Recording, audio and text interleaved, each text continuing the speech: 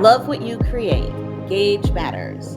Gauge matters so much that I've made a mini course on gauge, but for now we're just going to do a nice quick little overview on some of the more important ways that gauge matters and how it affects the final look of your item. So of course that means you're going to need to make a gauge swatch to figure out what your gauge is. So first, let's talk about the drape of your fabric, how your gauge can affect that. In addition to your own personal style and tension, the size yarn you're using and the size tool that you're using are going to have an effect on your gauge. A smaller tool will make a tighter or stiffer gauge, and a thicker yarn will make a tighter or stiffer gauge. A larger tool will make a looser or more flowing gauge, and a thinner yarn will make a looser or more flowing gauge. If you want your finished item to look like the designer's sample, you want to use the same or an incredibly similar yarn as the designer, and you want to get the designer's gauge. What that means is the one factor that you are going to change is your tool. If you start off with the same yarn as the designer and you make the gauge swatch and it's not the right size, then you want to adjust your tool until you get the right gauge. Okay, as long as you're using the same yarn as the designer, whatever size tool you need to get the proper gauge should give you the same look of fabric as what the designer had.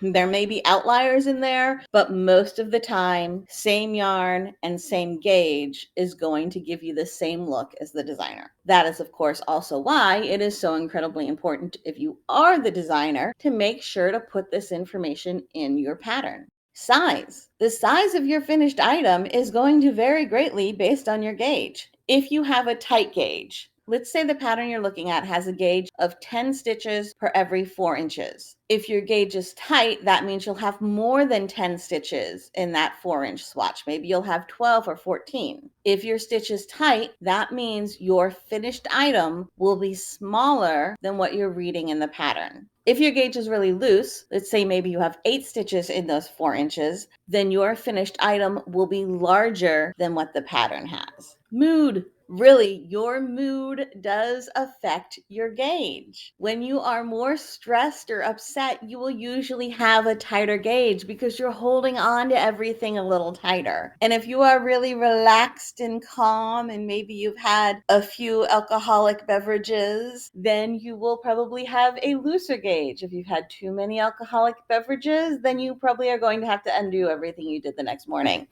If you are relaxed and calm, you're going to have a looser gauge. If you're stressed and uptight, you're going to have a tighter gauge. This is something to keep in mind if you're making a long-term project. If what you are creating can be created in one sitting, then that is the best way to keep your mood from affecting your gauge, unless somebody walks in and tells you something really awesome or something really horrible. Then you might want to put your work down for a little bit.